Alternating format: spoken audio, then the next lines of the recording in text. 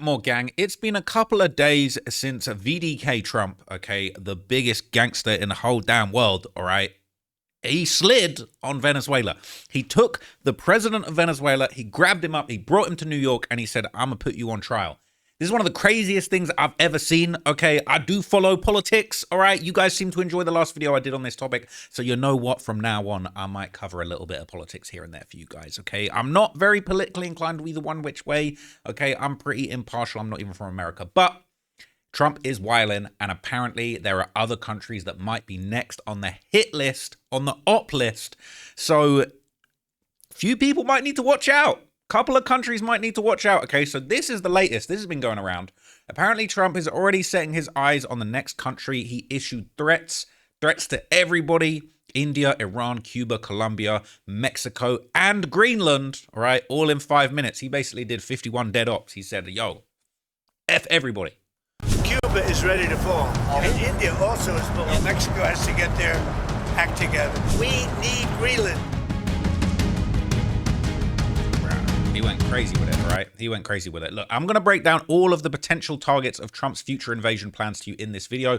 But before I get to that, okay, let's not lose sight of the first set of ops that have just been gotten down bad, okay? The Venezuelans and the big dog, okay, Nicolas Maduro, who has been captured, caged, all of that crazy stuff. Okay, him and his wife have finally arrived in New York to make their first appearance in a federal court where he will be facing drug and weapons charges. And just you wait until you find out where he's going to be housed in prison and who he's going to be in there with. You won't believe this. From the notes that you shared with us from inside the courtroom, Aaron, that the judge signaled fairly early on here that there would not be time for speeches, that will come in due time through their defense, that he was simply asking for them to confirm who they are, that they understand the charges against them, and ask them their plea. That both when Nicolas Maduro spoke and when Celia Flores spoke, the judge interjecting essentially in so many words saying this is not the time and place for that. Exactly right, David. The judge did not want this to turn into any kind of a spectacle, and he wanted to keep this as ordinary as is possible. Despite the extraordinary circumstances of how Nicolas Maduro got here, he is now being treated like every other criminal defendant in the dock here at Manhattan Federal Court. David, as the judge asked Maduro to affirm, he appeared to be prepared to go off on a lengthy speech declaring himself the rightful president of Venezuela, challenging why he was even here in the first place, and the judge just was not going to let him do it, at least at this stage. He said he would entertain motions in the future, and Maduro does not have to be back in court until March 17th. In the meantime, he is going to be detained at MDC Brooklyn, the decrepit federal jail where every other defendant awaiting trial here at Manhattan Federal Court is held. David. So he's going to be held at MDC Brooklyn, all right? And our guy, friend of the channel, okay, Big69, he basically announced that he will be apparently getting locked up. He's going to be padding it up with Nicolas Maduro and Luigi Mangione during his upcoming prison sentence. I feel like I'm losing my grip on reality. How is this even a real thing? Remember when I told you that I was arrested? I was in prison with Diddy, the president of Honduras, and Sam Bankman-Fried, I believe, the FTX guy. And you guys thought I was lying? Yeah, remember that? And then it came out, the president of Honduras was like, yo, he's such a cool guy. I put Diddy on the phone with academics. Now I'm about to go meet the president of Venezuela. I have that luck of just being locked up with presidents. Oh, and I'm about to meet Luigi, too. I guess Luigi Mangione. About to play chess with them niggas, eat ramen noodles. Making chichis out your bangs. I'm not going to lie. He looked excited to go to jail. I would be too. He's about to get in there with the presidents. We might need to put 6ix9ine on the money after this, man. But yes, they are saying that he is actually going to MDC Brooklyn. Okay, 6ix9ine's going to be padding it up with the president of Venezuela. It's absolute insanity. I honestly don't know where to begin and where to stop. The defense said they would not challenge Maduro's detention at this point, although the judge said they have the opportunity to try and do that in the future. Describe for me, if you will, Aaron, the the scene inside that courtroom. They were both brought in. I know they were both shackled, brought to their chairs, seated not far from one another. Was there any sort of communication, even a glance between Nicolas Maduro and his wife sitting not far from him in that courtroom? How did this play out? It did not appear that Maduro and his wife looked at one another, but they were seated with just a lawyer between them. And at one point, when the judge informed them of their right to be in contact with consular services, with someone from the Venezuelan consulate here in New York, Maduro answered for both of them and said, we would like to take advantage of those consular services. But otherwise, it did not appear that Maduro and his wife interacted at all. Maduro was brought in first wearing beige pants, a black smock over an orange T-shirt, and orange jail slippers. He was escorted to a chair that the U.S. Marshals had flipped over to inspect. We've seen that before for high-profile defendants. They flipped over all the chairs at the defense table before Maduro was seated. His wife was then brought in next, wearing a very similar outfit, beige pants, black smock, orange T-shirt, took her place, kept her arms folded on the table, whereas Maduro himself took notes almost through the entire proceeding, and at the very end, he asked the judge for permission to make a request that he keep those notes, and the judge said that he could. Aaron, is all of this crazy? So they got him in the court with his wife. He's taking notes. They're checking under the chairs for any kind of devices. It is a seriously just insane situation that this is even happening, man. was playing out? Nicolas Maduro's son, who is also under indictment, though he remains in Venezuela, speaking to the National Assembly there, where he's been a lawmaker for about 4 years now, since 2021. In a message to his father in front of the Venezuelan people, he said, "Dad, you created a strong family. The nation is in good hands while we await your return. I love you." That was the message from his son. There's the picture of the National Assembly there in Venezuela. Certainly, from the standpoint of the words that he used, somewhat hopeful that he'll see his father one day soon in Venezuela. But given the proceeding here today in Lower Manhattan, a stark reminder that is unlikely to happen. And in fact, the earliest we might see these trials begin could be some time from now, Aaron. Oh, it could be months, if not a year or longer, David, before Nicolas Maduro ever stands trial on this 4-count indictment to which he, in rather dramatic fashion, pleaded not guilty. Rather than just say not guilty, he attempted something of a soliloquy saying, "I am innocent, I am not guilty, I am a decent man, I am still president of my country," before the judge cut him off and simply said a plea of not guilty would be entered on his behalf. And Nicolas Maduro is going nowhere but back to jail in Brooklyn. He arrived here under heavy guard, David. There is still metal barricades and fencing stretching. So he's going back to his cell with 6ix9ine and them. He said, "I'm still the president. I'm still active." And the judge says, "Sounds like you plead not guilty. Get back to your cell, punk." All right. So just yesterday, okay, the White House came out with what looked to be a cinematic trailer highlighting the administration's recent operation. It was looking like something straight out of Call of Duty, right? Looking like a Call of Duty Black Ops trailer, saying Nicolas Maduro had his chance until he didn't. The Trump admin will always defend American citizens against threats, foreign and domestic. American flag eagle emoji. They're tweeting about drills after they've done them like King Von. This is insanity. Venga por mí. Last night, on the order of the President of the United States, aquí no esperan Miraflores, and in support of a request from the Department of Justice, no se tarde en llegar. The United States military conducted an apprehension mission in Caracas, Venezuela, to bring to justice 2 indicted persons, Nicolas and Cecilia Maduro. Nicolas Maduro had his chance until he didn't. He effed around and he found out. This was one of the most stunning, effective, and powerful displays of American military might and competence in American history. Like, I don't understand yet how they haven't figured this out. And now, if you don't know, now you know. Because this is the way it's going to play out. And I think people need to understand that this is not a president that just talks and does letters and press conferences. And, if he says he's serious about something, he means it. But don't play games. Don't play games with this president's in office, because it's not going to turn out well.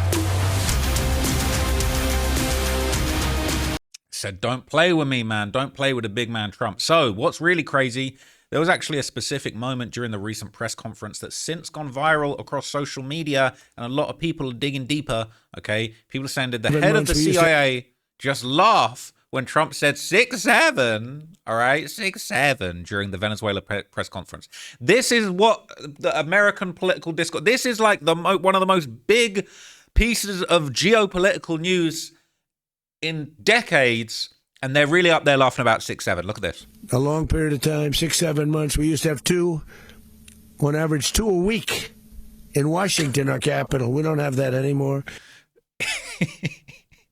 He really did it. He knows what he was doing too. A long period of time, 6, 7 months. We used to have on average 2 a week in Washington, our capital. We don't have that anymore. A long period of time, 6, 7 months. We used to have on average 2 a week in Washington, our capital. We don't have that anymore. He really just said 6, 7. And 6, the way he said it as well. Then he probably got kids. CIA invented 6, 7. All right. This is the way the world ends, not with a bang, but with a 6, 7, 6, 7. Okay. All right. So according to recent news reports, okay, the tactical plan for this capture actually begun all the way back in August 2025. Not quite 6, 7 months ago. More like 4, 5 months ago. But apparently, okay, they've been planning this for a minute. This wasn't just some sloppy last-minute drill. We are now learning more about the moments leading up to the capture of Venezuelan dictator Nicolas Maduro and his wife. Operation Absolute Resolve took months of planning, going all the way back to August, when the CIA deployed a unit to monitor Maduro's movements. And on Saturday, elite U.S. military forces used that intel to storm Venezuela and capture Maduro in the middle of the night. Here's Secretary of State Marco Rubio detailing that operation. It is not easy to land helicopters in the middle of the largest military base in the country. The guy lived on a military base.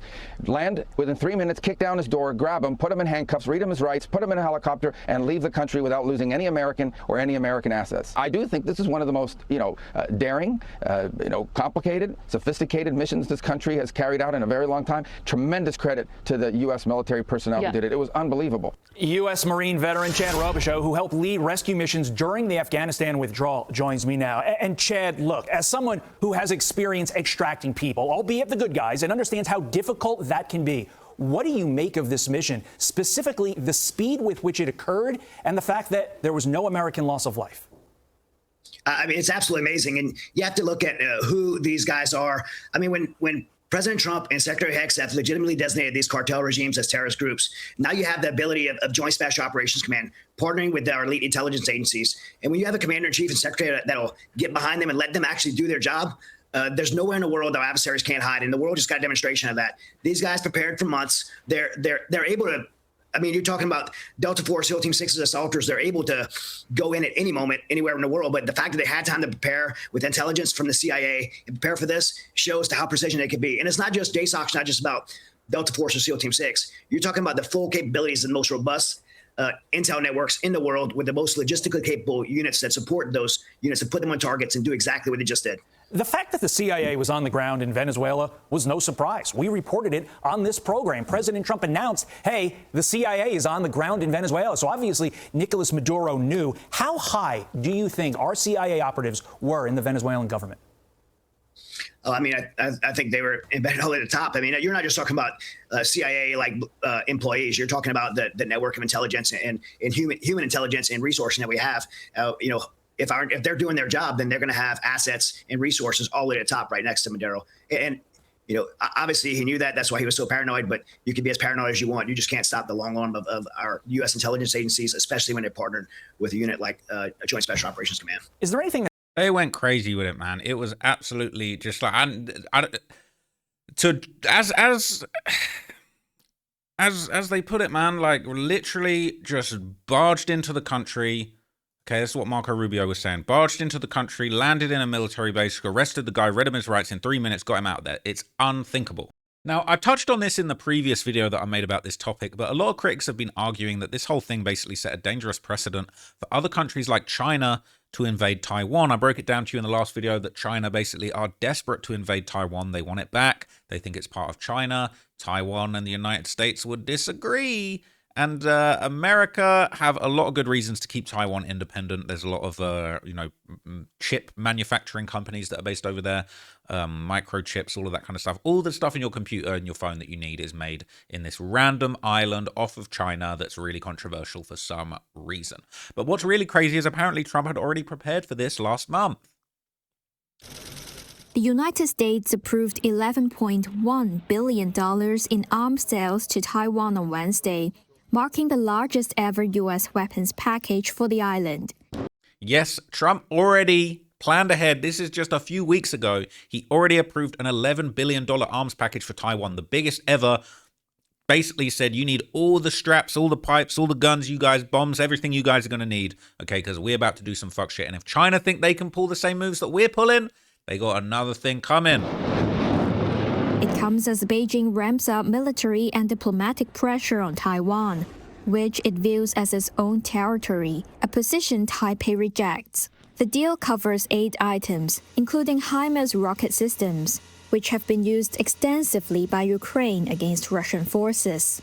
Additional items include howitzers, anti-tank missiles, loitering drones, and parts for other equipment. That's all according to Taiwan's defense ministry.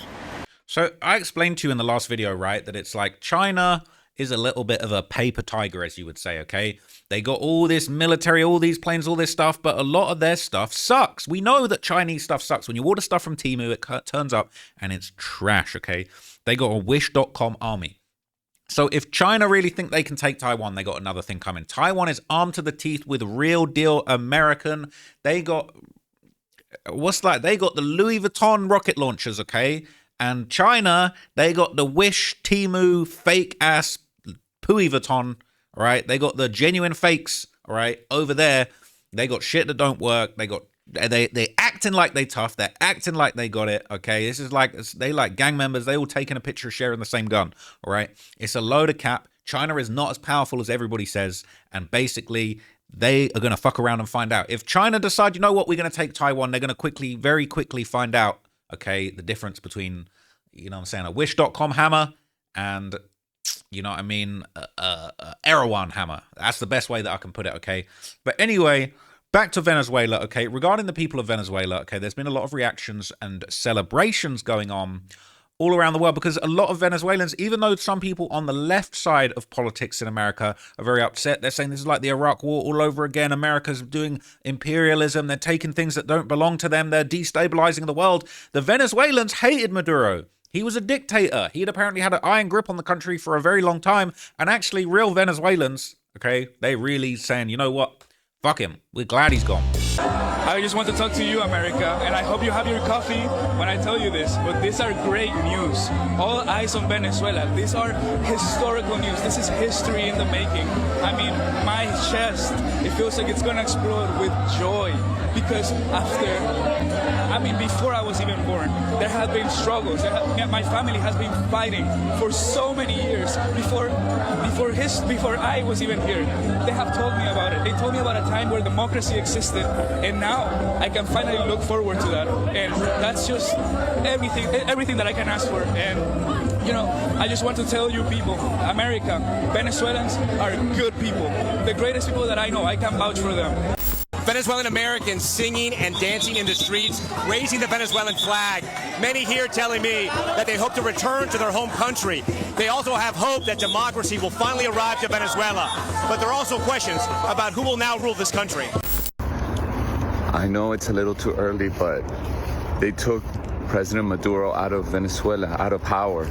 And I'm here in front of the lake where I scattered my mom's ashes, and there's so much magic this morning. The moon is right there, this other lake.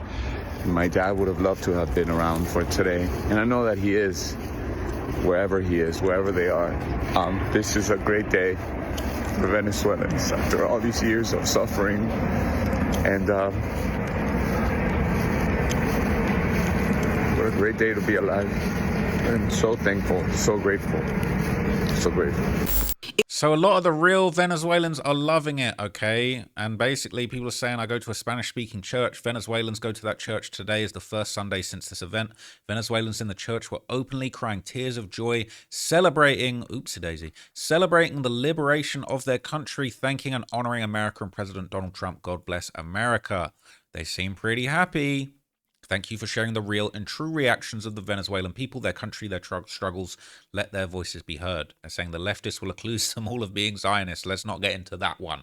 I don't want to do videos on all that stuff. I'm not really that interested. We were saying liberals don't give a shit about other people. They only care about Orange Man bad. And Venezuela has already voted for a new president. I don't know about that last bit. And people saying they loathe Democrats and the media. I remember Bernie Sanders years ago saying communism in Venezuela was great. And that's what we needed to do here. Now, look. I'm not really about the left and right disconnect, but really, a broken clock can be right multiple times a day.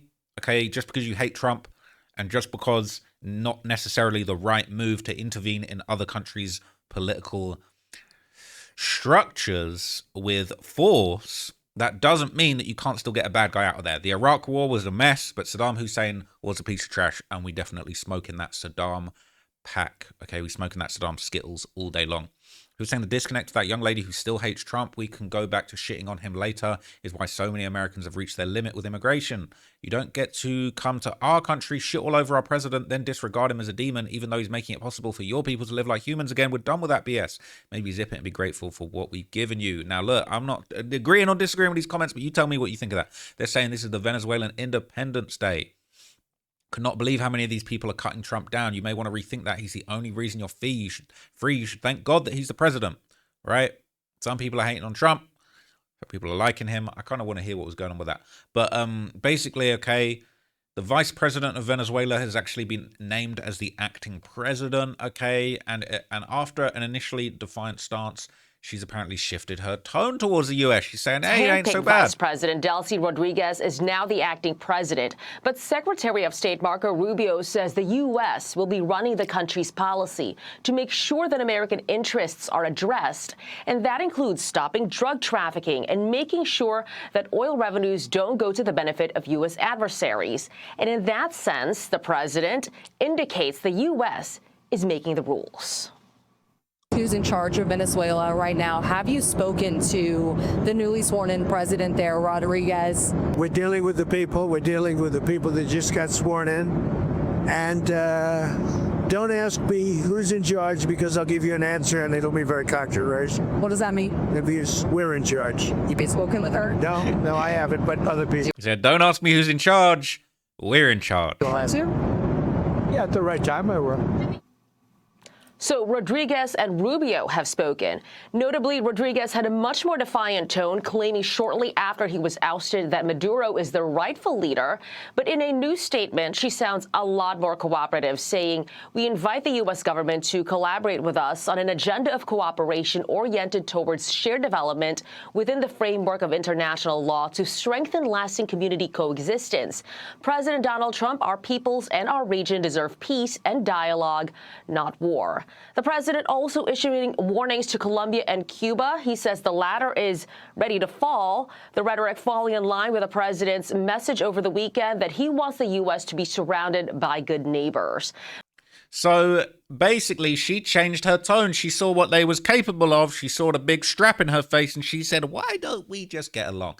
Now, interestingly, okay, appearing at the United Nations emergency meeting that was held to address the U.S. military operations in Venezuela and the arrest of President Maduro, the U.S. had a whole lot to say to the UN, with a lot of people saying this is in violation of the UN Charter, and the U.S. saying, hey, we do what the hell we want. We run this shit. Members of this council, colleagues, the United States wants a better future for Venezuela.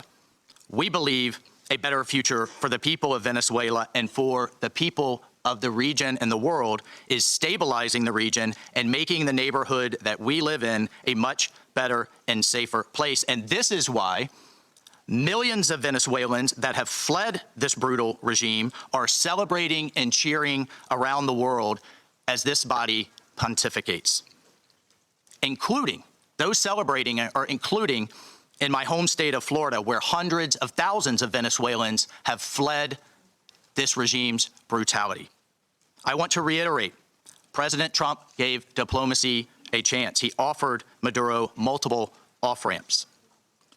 He tried to de-escalate. Maduro refused to take them.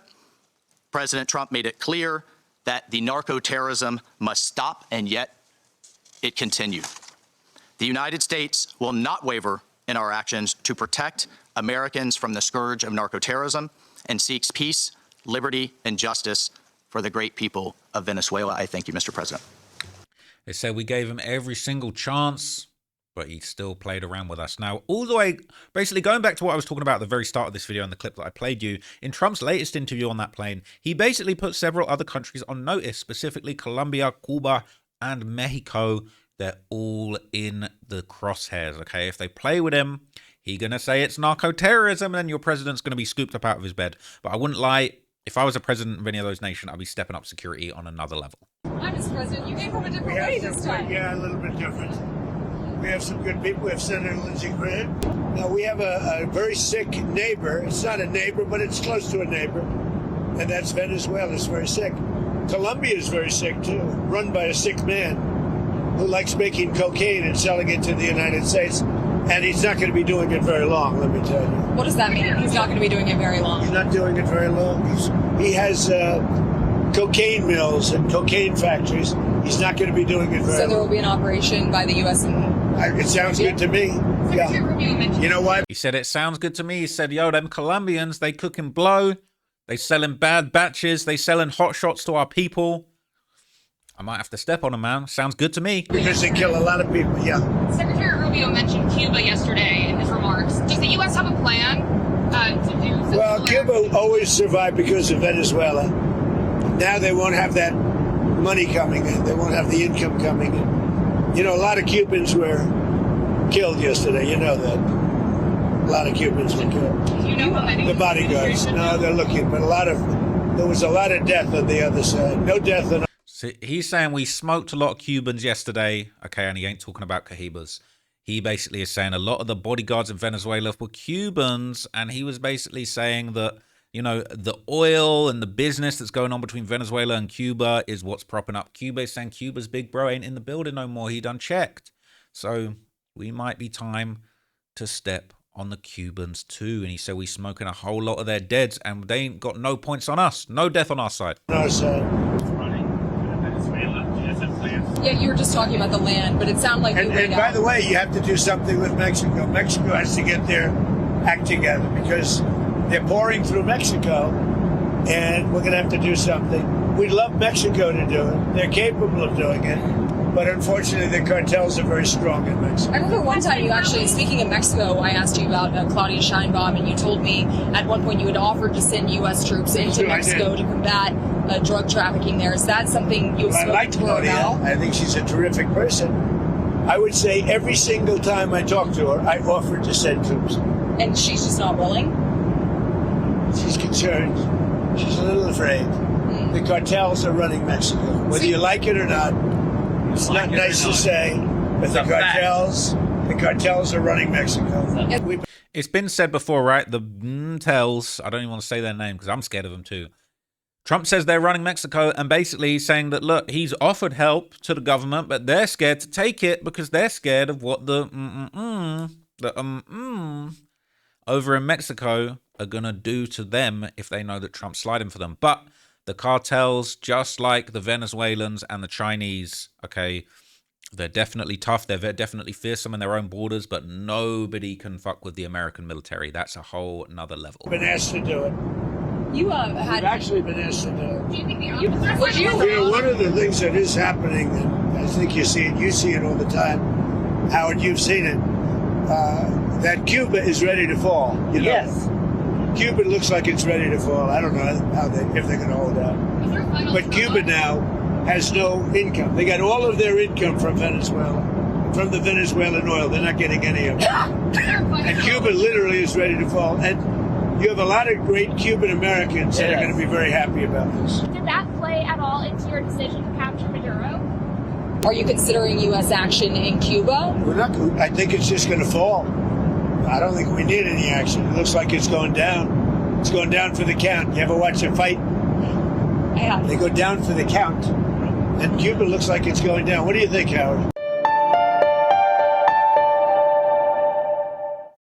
He said they're going down for the count. He said they're going out like Jake Paul, man. This is absolute insanity, okay? People are saying he's not going to go after Mexico. They're 50% of our food supply. He's not going after Colombia. We already have bases there. He's going for the easy target, Cuba. Okay, saying he went after Mexico because she opposed the Venezuela strikes because they were internationally illegal and quoted the UN Charter. So, people saying Trump is a badass. The amount of power flex to kidnap a ruling president from his own country, that is insanity. So they're not doing shit to Mexico. Beef between the US and Mexico would be economically catastrophic for both nations and trigger a global recession. And saying everyone who's ever lived in Mexico knows this for a fact. The tells are in charge of Mexico. They are a shadow government, if you will. They need to go. I just hope that he's serious about cleaning that up. I honestly don't care about economic trade hiccups. As someone who loves living in Mexico, no one I know loves the tells. Right? People saying, I don't think so. No oil there. They're saying if Trump kidnaps Satan from hell, the Democrats would cry foul. They're saying America oil business. This is their tricks. He need that oil. He needs that oil. Now, they're saying that another country on the list of soon-to-be dead ops, okay, is Greenland. Now, for any of my geographically challenged viewers, don't worry, Greenland is actually a part of the Kingdom of Denmark. Okay, let me show you on a map. So this is Greenland, all right? And before you get confused, you can go and look this up in your own time, okay? But the way that maps work, they kind of skew the size of things at the top of the map. Things at the top and the bottom of the map, like they don't... It's like when you look in your mirror, it says things might be closer than they appear. Like things do appear bigger and different shaped when they're at the top of the map. But Greenland is a very large landmass, okay? It's basically over here off the coast of Iceland and off the coast of, what's this, Canada? But it's actually owned by Denmark, ironically, who are all the way over here, okay? But it's, you know, it's a big, frozen, autonomous territory, okay? It's not got too much going on there. There ain't too many roads to speak of, all right? There ain't too much Google Street View going on, okay? There ain't much, nothing but a bunch of ice, really, okay? Let's be real. Mainly ice, all right? But as global warming kicks in, whether or not you believe that's a thing, as global warming kicks in, all right, this territory is going to become more and more important. And this is why these are the things where it's like, as the hot parts of the world become completely inhospitable, Greenland suddenly becomes important. It suddenly becomes a very fertile region. It suddenly becomes the perfect place for you to set up a little military base, for you to set up a little something, all right? But there ain't much of nothing going on Greenland, okay? It's looking like some Lord of the Rings ass shit, right? I don't know who this is, but they lost. They lost like a MF, all right? What the hell are you doing out here, Casper Hellstead, you crazy wild person? But this is the thing. This is what's popping in Greenland, all right? It's you know, it seems insignificant, but it's actually very, very important, okay? If you know your geography, it is very important. So Trump has apparently given Denmark 2 months. They said, we'll worry about Greenland in 2 months. Let's talk about Greenland in 20 days. We need Greenland. We need it. We want it, right? And I'll tell you why in a minute. Do you expect to take an action against Greenland? Well, I don't want to talk about Greenland. Let's talk about Venezuela, Russia, Ukraine. We'll worry about Greenland in about 2 months. Let's talk about Greenland in 20 days. On Venezuela, we talked so much about energy. By the way, I will say this about Greenland. We need Greenland from a national security situation. It's so strategic. Right now, Greenland is covered with Russian and Chinese ships all over the place.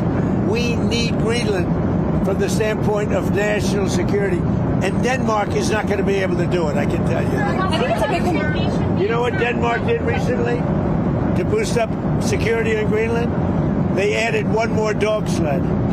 It's true. They thought that was a great move. I just say this. We need Greenland from the standpoint of national security.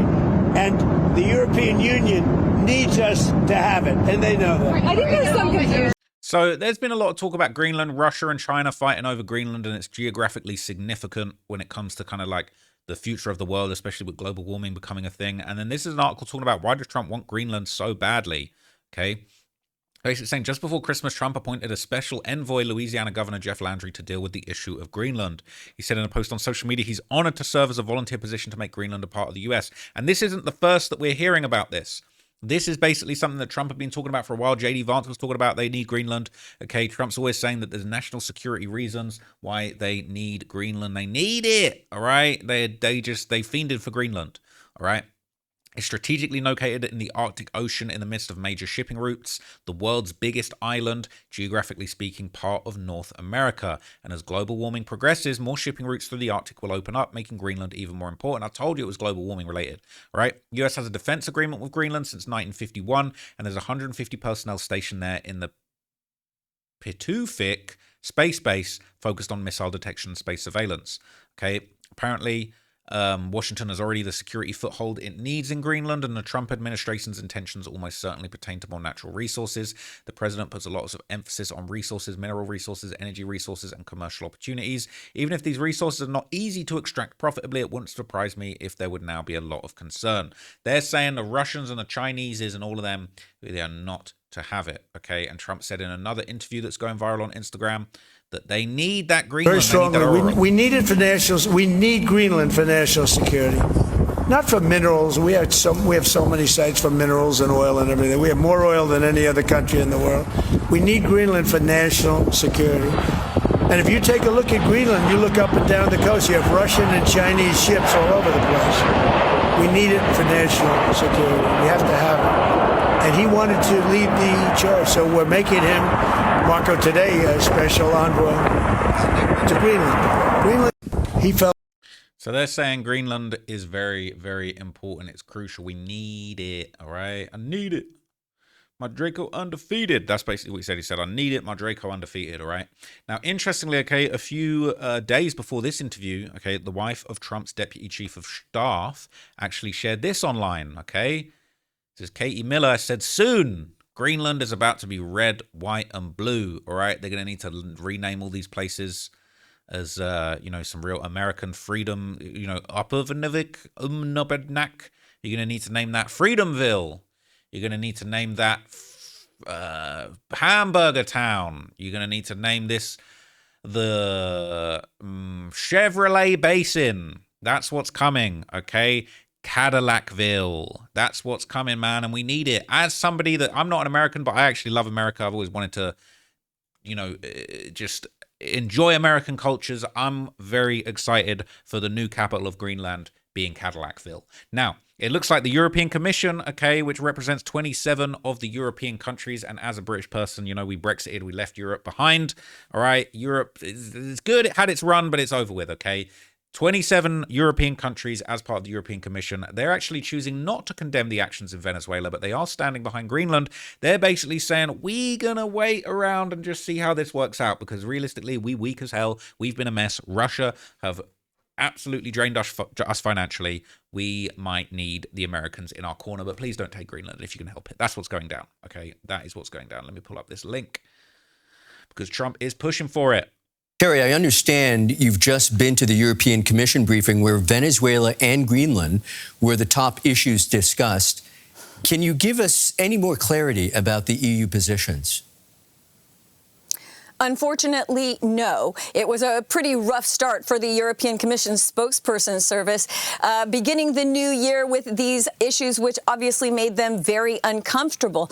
And they were absolutely not willing to go beyond this rather bland statement that was put out yesterday. Even 24 hours later, the only reference that they're making to the United States is to say that EU officials have been in touch with the U.S. The rest of their statements, like the written statement yesterday, simply referred to unnamed actors, of which there aren't very many, saying that they hope that international law is upheld and the UN principles, which are things like refraining from the use of force and peaceful resolution of disputes. The spokespeople would not say anything more about whether they believe the U.S. actions were justified, whether they were legal. They said it's too early to make those assessments. And they wouldn't even use any new words to describe this, despite getting dozens of questions. Now, when it comes to Greenland, they're a bit more clear on what the EU position is, but it hasn't changed from December. They, in fact, reiterated a December 22nd position that says the EU obviously supports Denmark's territorial sovereignty and that any decisions made about Denmark or Greenland are for those people alone. It really seems to have put the EU in another one of those uncomfortable positions where they feel like they can't criticize or even make any assessment about what the United States has done for fear of retaliation by the Trump administration. Well, a cautious...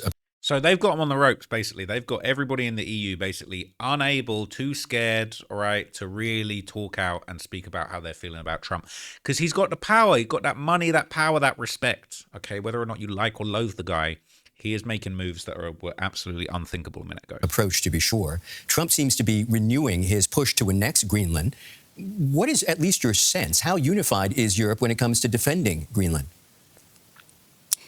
Well, they absolutely are unified. This is not the same question as what to say about Venezuela. This is a territory here in Europe, and Denmark is a member of the European Union and perhaps more complex, a member of NATO. Now, there are questions about whether Denmark would declare, for example, Article 4, consultations at NATO, which are used when a country feels that its territorial integrity is threatened. Does Denmark feel that the latest Trump statements have gone that far? We don't know yet, and I'm sure that there will be a lot of pressure on Denmark not to bring it to that level yet. But with Trump reiterating this and even saying that the EU knows it needs the U.S. to take over Greenland, this does indeed seem to be taking it a step further in terms of the U.S. rhetoric. And we'll just have to see if the European Union and or NATO come out with any statements about this.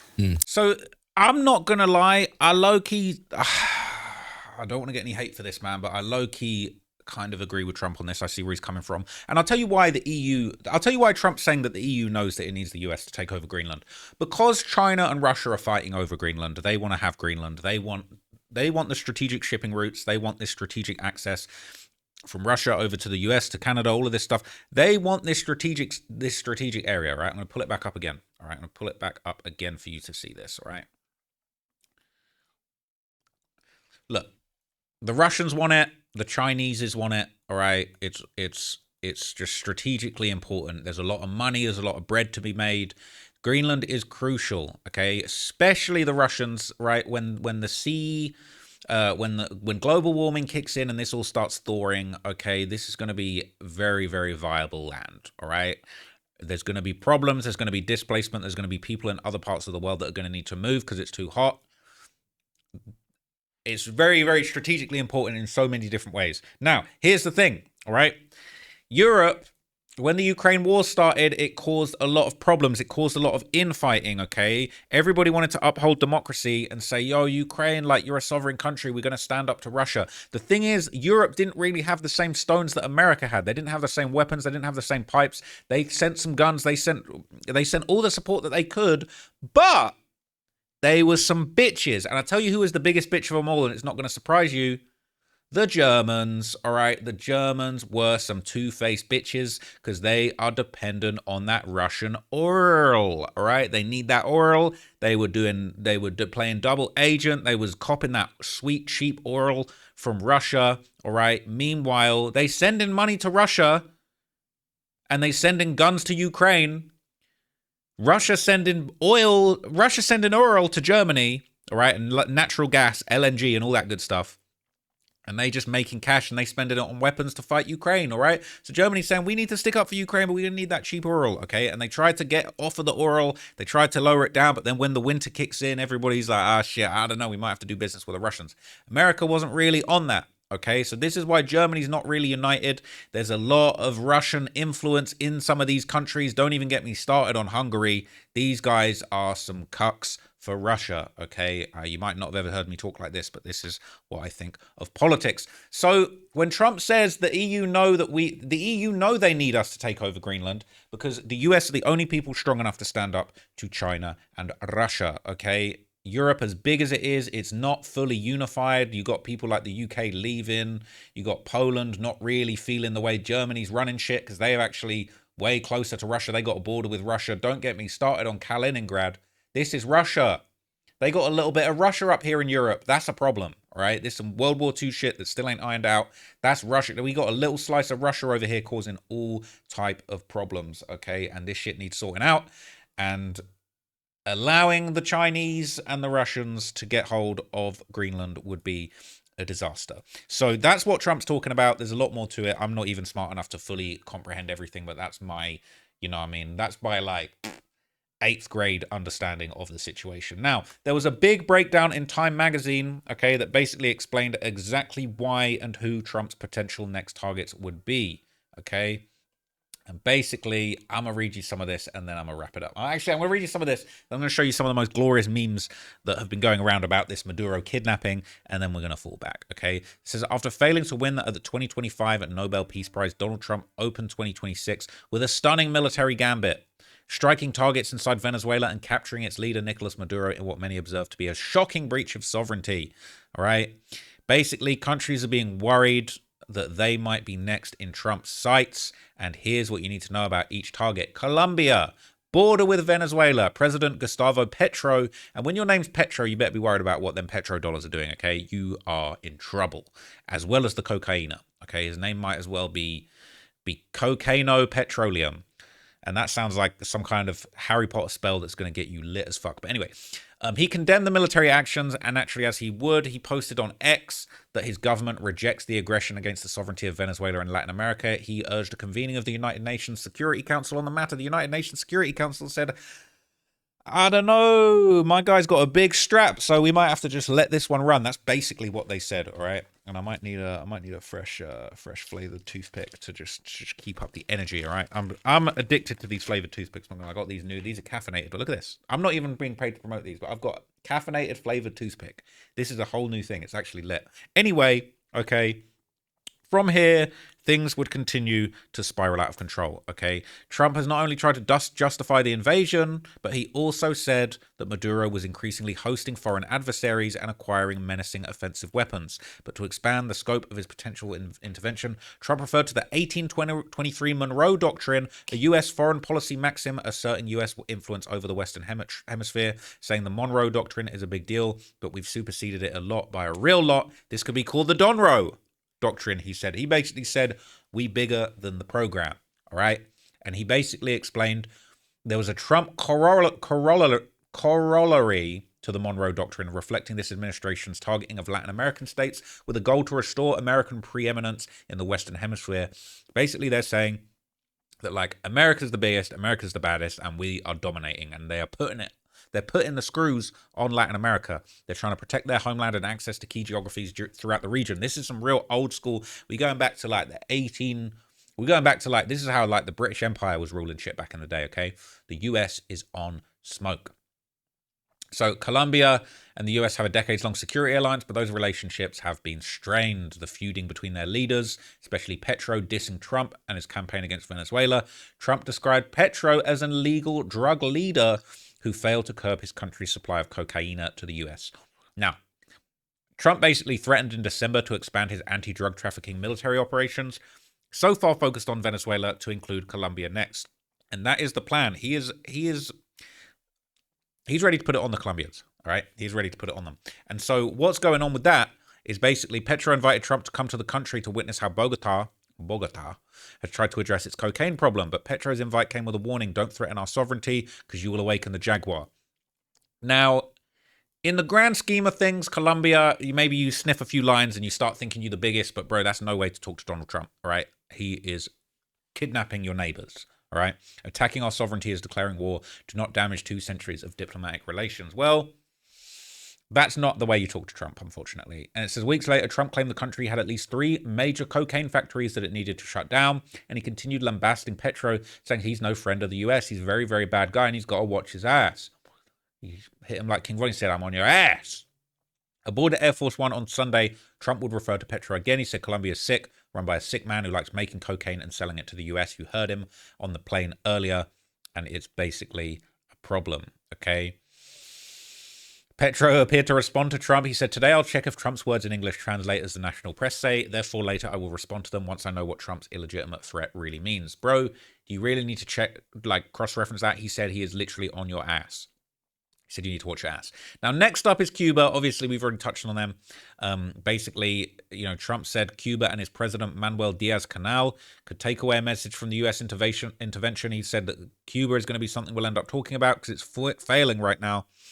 Marco Rubio, ironically the son of Cuban immigrants and a critic of the regime, also issued a warning. He said, if I lived in Havana and I was in the government, I'd be concerned at least a little bit. He says that you guys need to run, basically, okay? Lindsey Graham said the leaders of Cuba and Iran should be worried following the attack on Venezuela. The ads I get is crazy. Trump basically walked back the idea of interfering in Cuba. He said, I just think it's going to fall. I don't think we even need to do anything. He said, you guys are going to take yourselves out. Now, the president of Cuba basically condemned the attack. He demanded the release of Maduro. He said, our zone of peace is being brutally assaulted. Homeland or death, we shall overcome. Might be death if you're not careful. Now, Greenland. All right. Trump also used the Venezuela intervention as a springboard to revive his calls to annex Greenland, an autonomous territory that's part of Denmark. Trump said, we need Greenland. Absolutely. All right. And Marco Rubio said, When Trump tells you he's going to do something, when he tells you he's going to address a problem, he means it, okay? They think I'm about to do a 30-day Tai Chi plan. It's crazy. The Trump added, others could decide how U.S. actions in Venezuela translate to Greenland's fate. They're going to view it themselves. Trump said, I wasn't referring to Greenland at that time, but we need it. We need it for defense, all right?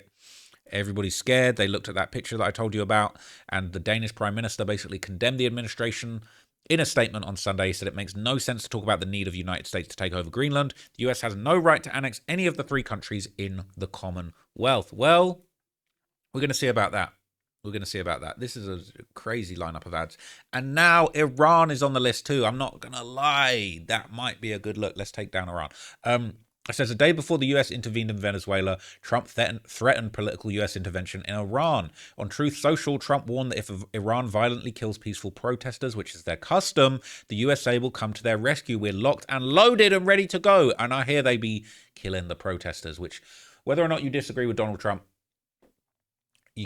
people calling him a fascist, but if he's willing to step in and take down a country that is killing their own protesters, it's a bit of a 6-7. People saying it's unclear how he would intervene in the country, but there's been widespread protests, a devaluing country and rapid inflation, rattling the country, leading to violent clashes and security forces. Iran already faced U.S. military intervention when they struck 3 key Iranian nuclear sites, and they threatened Trump of pursuing regime change. So they already getting busy, and I know Trump's already caught a few hats over there from what I understand. Iranian officials have countered Trump's warning. Mohammed Bagher Ghalibaf, the head of Iran's parliament, posted on X, all right? You hate the West so much, but you're out here posting on X, you a bitch. If the U.S. intervenes, all American centers and forces across the entire region will be legitimate targets for us in response to any political adventurism. I wish you would, Iran. All right? The foreign minister, Abbas Araghchi, also called Trump's remarks reckless and dangerous in a post on X, saying Iranians will forcefully reject any interference in their internal affairs and that Iran's armed forces are on standby and know exactly where to aim in the event of any infringement of Iran's sovereignty. Exactly where to aim, probably at some innocent protesters, you a bitch. All right? Mexico. We already spoke about Mexico, okay? Trump has offered the president assistance on taking out the cartels. She's too scared to take it.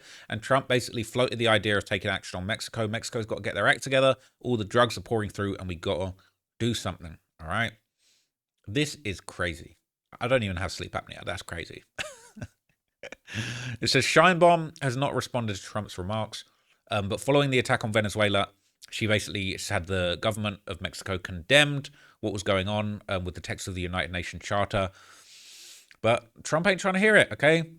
Experts say Trump's braggadocio about potential further U.S. intervention in Mexico and elsewhere might not translate into action, and actually, alongside targeted interventions like the one against Maduro, might be more of a pressure tactic, okay? If you look at the way Trump operates, what he always hopes is other countries do what he wants without him having to use much force. It's true. Everybody is scared of what happened in Venezuela, okay? Everybody is shook. They're shaking in their boots, all right? And basically, they shouldn't play around, all right? So I've seen a few funny memes. Let's end this video on a lighthearted note. But there's been a few funny memes. There's a couple of these guys that have been going around making these little Trump songs, these diss songs. And since I am a street drillologist, all of that good stuff, even though I'm talking about these political topics, I feel like this kind of sums up my feelings on the situation. Even the night, I send me a strike, kidnap an op, I'm taking his wife. Me and Joe Biden are nothing alike. He fucked up and I'm making it right. I'm in my bedroom plotting on how we gon' fuck up their New Year. Send him a buck. I got your president hostage, bitch. You pay thing and I'm sending them up. Smoking on, you don't know what I do for that fag. You don't know what I do for these riches. Fuck that money I got from my dad. 40 million on my head, and I wipe it with my ass. I'm a $1 billion pocket baller. Hop out, get my man. Understand? I'm too deep in this shit. Who the fuck is Maduro? Kidnap you and you know. I tell him to come in, let's play a game of Uno. Drop 2 bombs, who knows? Just like I dropped that bomb on you know. And I cannot move on. I heard that they clicking up, I get in Majin Buu mode. And I get them all gone. And I turn your whole country to a war zone. I take you and put you in a mud hole. Take your wife and give her ass cornrows. Weapons of mass destruction. Venezuela ain't no nothing. Know that they bluffing in the discussion. Know that I'm holding the button. They got me pressing the button. Can't catch you, then I'm killing your cousin. I pop out and I'm making it thunder. Take your oil, leave you with nothing. The mind of a general, know that I'm thugging. We gon' slap before down, they won't know that we come. When they bring up that list, they distracting the pop. Tryna make it seem like I'm just sliding for nothing. Tryna do me like Michael, they know I'm an idol. I hope your bitches reading your Bibles. I hope your soldiers staying alert. Putting their ass 6 feet in the dirt. You gon' get hurt, you step on this turf, you're done, you're burned. Chances of winning 100 to 1. You ain't gon' win, you ain't on shit. Like a thief in the night, I send me a strike. That killed me, man. That shit killed me. So look, that's what it is, okay? Trump really sending them hits, all right? He's sliding in them strikers. All of that stuff, bro. They hopping out the Hellcat. You ain't seen a demon till Trump hops out that demon door, all right? It's how hops out that F-15 door. They've sliding in Hellcat F-14s. I don't even know about planes like that, okay? But shit, it is frying over there right now, okay? That is what it is. I will keep you guys updated. I do really enjoy doing these videos. I'm really glad that you rocked with the last video that I did about politics. This isn't necessarily my wheelhouse, but like at the same time, this is like, it's fun to cover this stuff. I like learning about this stuff with you. Like we can go over the links and learn about it together. I can give you what little political knowledge that I do have. But truly, it's no disrespect, man. I'm not, you know, I'm pretty apolitical. I'm not left, right wing. I'm not pushing no agenda. I'm just following this shit because it's crazy. And this is what affects us all. I usually say to people, I know more about the war in Chirac than the war in the Middle East and the war in Russia, the war in, you know what I'm saying? I don't really know about that stuff. But right now, I feel like people are caring more about these wars than the wars going on in the streets, okay? That's not to belittle what's going on, but at the same time, I think every regular American, British person, whatever, most of my audience Americans, we trying to make heads or tails of this shit that's going on, okay? So if I can help you guys with that, even a small section of my audience, I'm going to keep doing it. If you enjoyed this video, make sure you like it, make sure you comment, let me know what you thought, let me know what you want me to cover next. I could do a shorter one, I could do a longer one, but hey, I'm just digging deep into these topics, pause. And we're just discovering it together. So I hope you found that useful, man. I'll catch you guys in the next political video. Thank you for watching, and I'm out here, gang. Peace.